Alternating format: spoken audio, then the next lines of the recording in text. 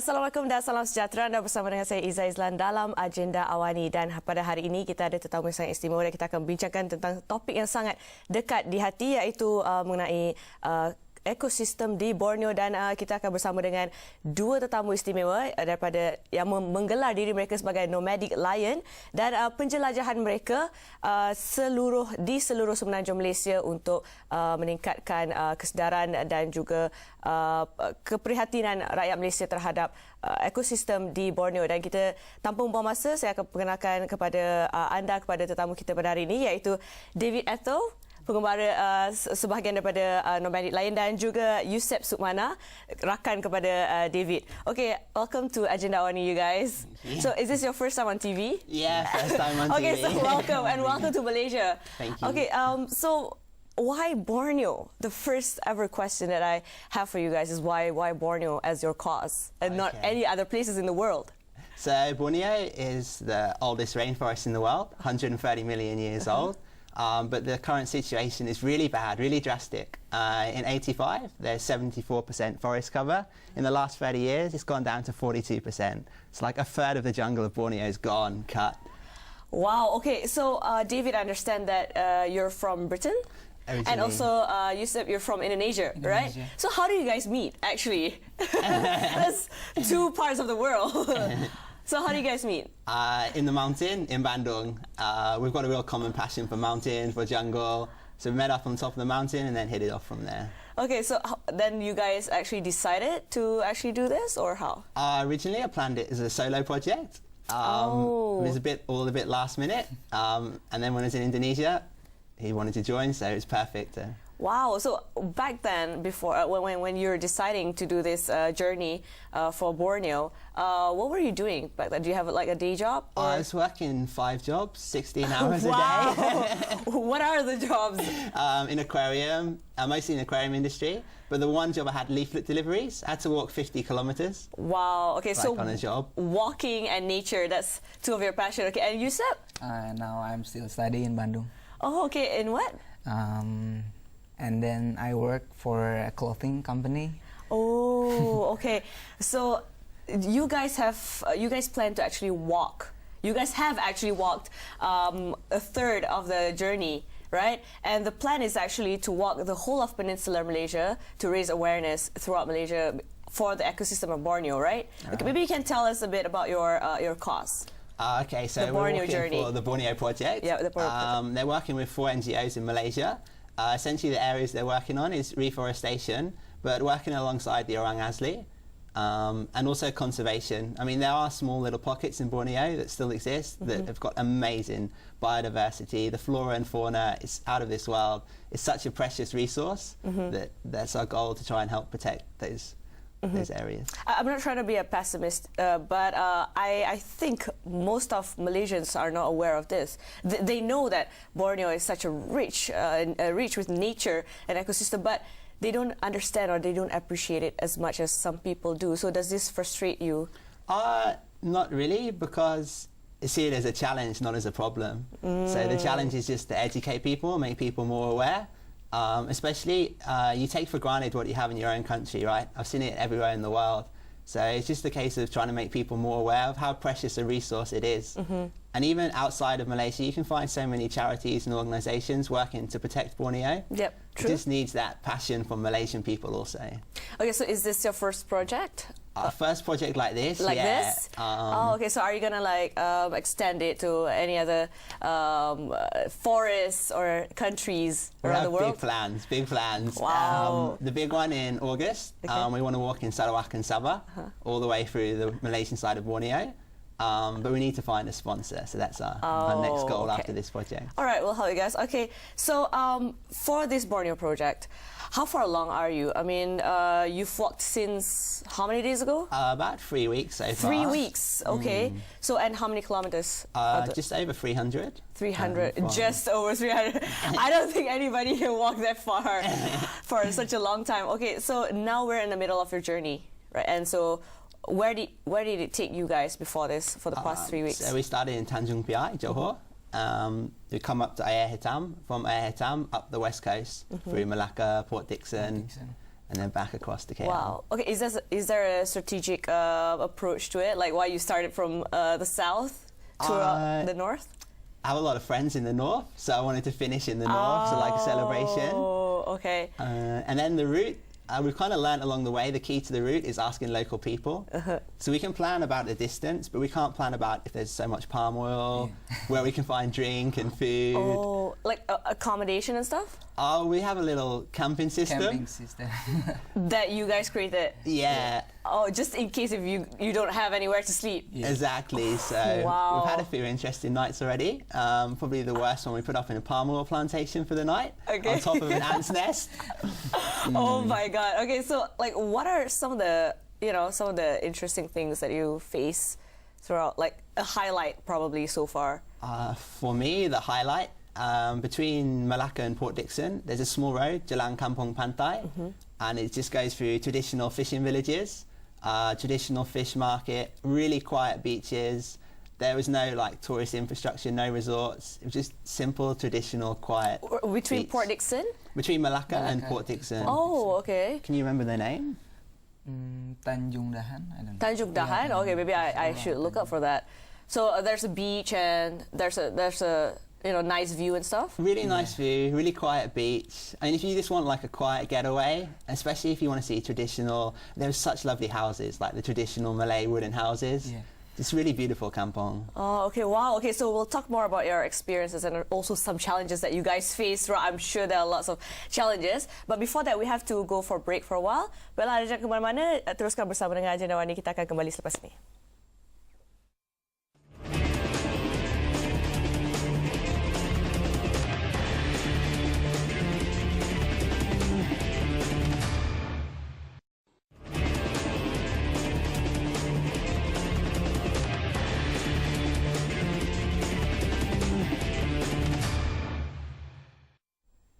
Bertemu kembali, anda masih lagi menonton Agenda Awani bersama saya Iza Izlan dan juga tetamu kita Nomadic Lion iaitu David Atto dan juga Yusuf Sukmana yang sedang menceritakan pengalaman mereka berjalan di seluruh semenanjung Malaysia untuk meningkatkan kesedaran untuk ekosistem Borneo di Malaysia ini.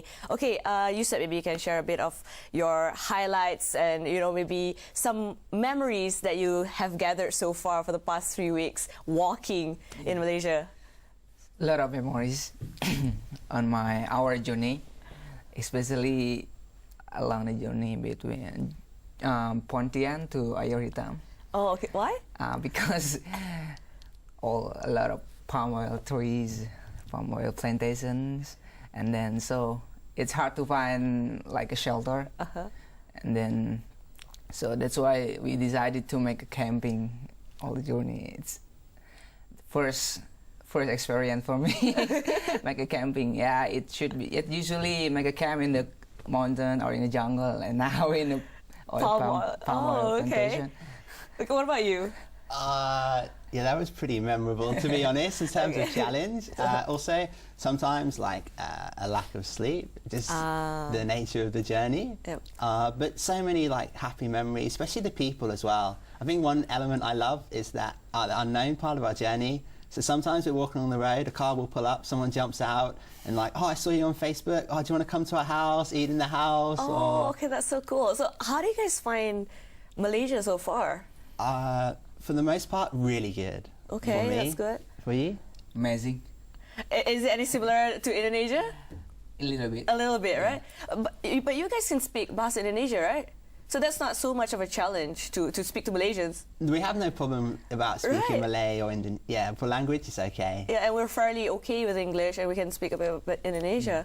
Okay, that's great. Okay, any other challenges apart from like, having the lack of sleep and nowhere to sleep or any other things? Not really. We've been quite blessed so far. No major challenges. So I really can't quite gather. So you guys just wake up in the morning and then eat something and just walk? Walk Yeah. and walk and walk and walk. So we have to start early, right? I mean, the key for our every day is to not walk in the midday sun. Oh, okay. So you wake up at what time? 4:30? 4:30. Okay, and then you start walking. Yeah.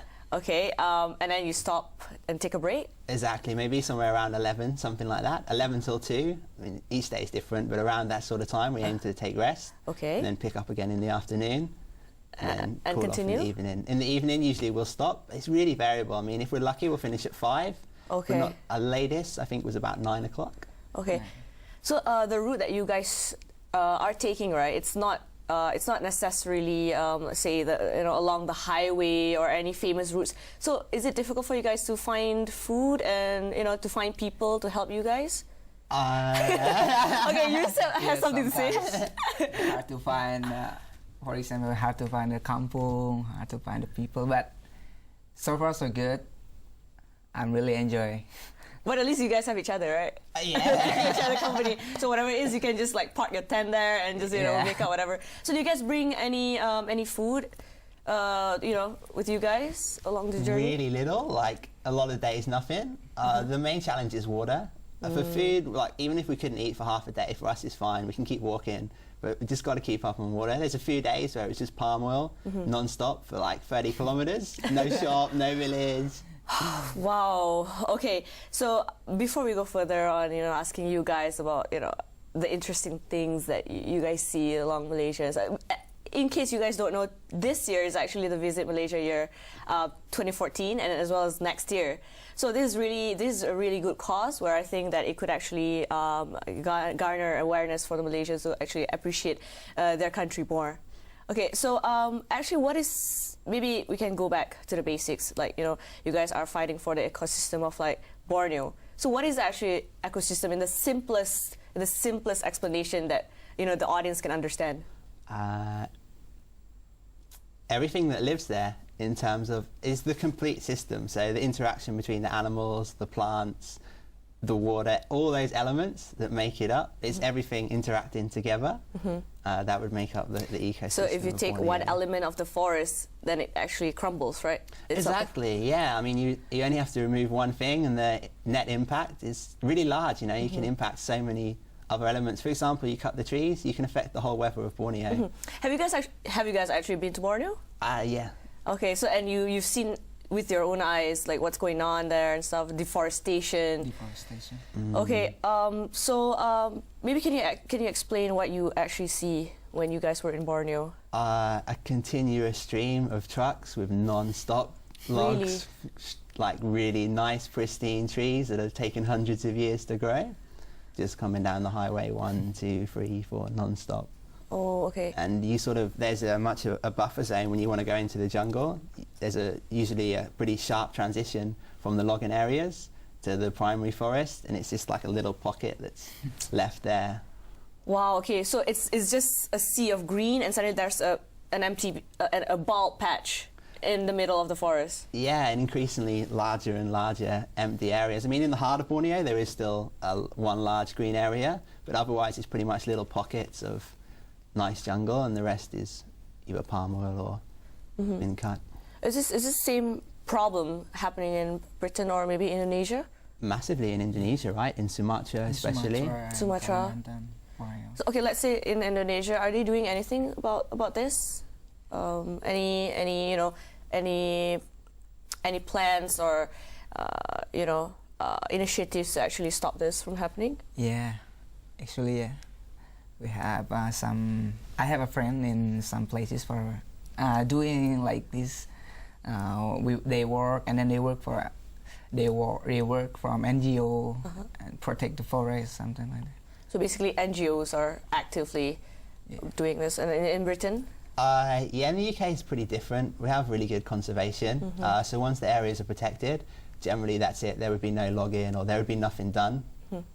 We're quite successful in that sense, I think. Okay, so do you think by doing this Borneo project, by walking throughout Malaysia to gain awareness, do you think that something can actually be done and that the status quo can actually be changed? Oh, massively. Massively. Definitely have to be positive thinking. But I think the key for us is to raise awareness. We're not experts about the forest or how to raise a campaign, but we think that we have time, so we can do something proactively with our time to try and make a difference.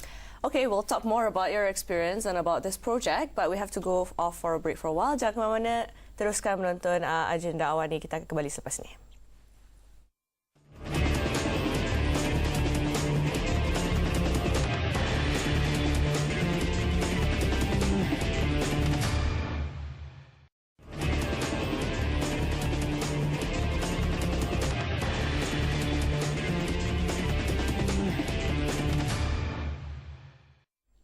Bertemu kembali dalam agenda Awani dan kita masih lagi bersama dengan Nomadic Lion, David dan juga Yusuf membincangkan tentang Borneo projek mereka iaitu berjalan seluruh semenanjung Malaysia untuk meningkatkan kesedaran dalam ekosistem di Borneo. Okay, maybe you guys were telling me about how you guys are trying to gain awareness with the public. But are you guys doing anything to, try to speak to the authorities or the government or anything? So far, no. I think it's a little bit out of our capabilities. My personal goal is we want to make a documentary of our journey. I'm hoping through that we can network with other NGOs or people who are a bit more experienced and a bit more in the know. We'd love to hear from them and hopefully they can help in those ways. Okay, so to continue your journey, now currently you guys are in KL for a few days. So can you share with us your plans forward? Maybe the audience will be in the areas that you guys are going to and they can help you guys. So yeah, sure. So our route's on our website, so definitely check it out. But from here, we'll be going up towards Tanjung Malim. On what date? A little bit unknown at the moment. Okay. We're not exactly sure. Okay. Unfortunately, our schedule's a little unknown, but Okay. we try to keep it update online. So it's the best place to check it. But from Tanjung Malim up to Ipoh, Ipoh across to Taiping, up to Penang, up through Kedah and Perlis. So you will end your journey in Perlis. End in Perlis in Wong Kilian. Okay, do you have friends celebrating with you guys at the end of the journey? Yeah, we do. I used to spend a lot of time in Wong Kilian, so it was a specifically chosen finish point. Okay, so if any of you guys are in any of those areas, maybe you guys can hook up with these two guys and help them with anything, right? Yeah, I would just say hello. We'd love to Yeah. just meet people. I mean, we're staying in a lot of kampongs, so small places. Okay, so how are the experiences with the locals? So positive, especially in kampong. Really, every day, the nature of being walking means that we take it slow and we can meet so many people and really get a feel for each place. Even like state by state, there's a lot of differences. Yeah. You can really tell. I saw your photos on Instagram and they were amazing. I had no idea. Oh, these are some of the places that we can find in Malaysia. Right, so you actually not just gain awareness of the Borneo, but the status quo of Borneo, but you guys actually gain awareness of hey, there are some interesting places here in Malaysia, right? And so many hidden gems, I'd say as well. So many places that people haven't explored, even in the peninsula, that people can go see. Okay, some places that you guys can share with the locals, apart from the place Penjelajahan between Malacca and Port Dickson. Any other interesting places? We haven't been there yet, but my personal favourite from Malaysia, Taman Negara Palace. Oh, okay. Seems like a little hidden gem. No one seems to go there. Everyone goes to the central Taman Negara, but it's so lovely, so quiet, really good facilities. There's a really nice cave there. If you want to go to the jungle, that'd be my bet to check it out. Okay, you said any recommendation? So far, Penjelajahan is very, very good. Penjelajahan is your favorite. Because we make a camp in the seaside, stay in a 5-star hotel and see the sunset. With the best view, and no one's stopping view. you guys, right? I mean, there's no authorities or even the locals, they don't stop you guys. They were so welcoming. They want to know our story. Yeah. Just come speak to us. What about food? What have you guys tried so far? Any local food? Every day. We just eat in small kampong every day. So what sort of food do they serve you? Oh, wow. Just normal Malay food. Nasi lemak's our standard breakfast. Okay. Nasi campur. A good mix. Any favorites? For me, the best food is when we work in a kampung. There is somebody call us, hey, come to my place. Okay. And then he make a traditional food, Malay traditional food, ulam. Ulam and asam pedas is very simple, but for me it's like, wow. Do you know that a lot of people here like Indonesian food? We like nasi padang, we like tempeh. A lot of Jawa people here. So maybe you can meet some friends, right? Yeah, we really enjoy, Malaysia is actually a melting pot of a lot of cultures, and we have a variety of food, and just, you can see so many races and so many religion and backgrounds. So I really hope that you guys can see this and actually experience Malaysia as it truly is. So far, we've been blessed. We've stayed with Chinese, we've stayed with Indian, with Malay. We've eaten really good Indian food, Chinese food. And with religion as well. We've seen all sides of religion. We've been in various temples along the way. and mosques. We stayed in quite a few mosques outside. So we're trying, and it's such a brilliant melting pot, like you say. Yusuf? Same. So what is the end goal that you want to achieve? Like, you know, we are having fun, you know, walking throughout Malaysia. We tried all this food and we've met a lot of people and stuff. So at the end of the journey, what is it that you essentially want to achieve, and what is it that you essentially want to feel when you're there in Perlis at the end of this journey? So for goals, I think we have two. Firstly, and the real big one, is the Borneo project, right? We want to raise awareness and donations for that. Secondly, for us, get a documentary made and try and get ourselves a little bit known so that we can then go on to do more projects and make more of a difference. As for the feeling when we get to Wangkilian, I don't know, I guess when you make a journey, there's a lot of preparation, right? A lot of work that goes into it. So to get there at that end point, it's got to feel good, but at the same time, it's about the journey, not about the end, right? So we've got to enjoy it as we go. True, okay. Yusuf? So far, the first time, it's my mission, our mission. I want to raise awareness about conservation and preserve local ecosystem. And the second, I want to see another Asia. Okay. So for those of the audience who wants to help you guys, maybe you can share some information on how they can reach you guys? Yes, sure. So our website is www.nomadiclion.com. We've got all social media, Facebook, Instagram, and they're pretty much all set up as Nomadic Lion. So Nomadic Lion? Nomadic Lion, okay. In any format, you'll find us. Also, phone number. You can get in contact with us by phone, 010-934-3114. Okay. Why Nomadic Lion? Just briefly.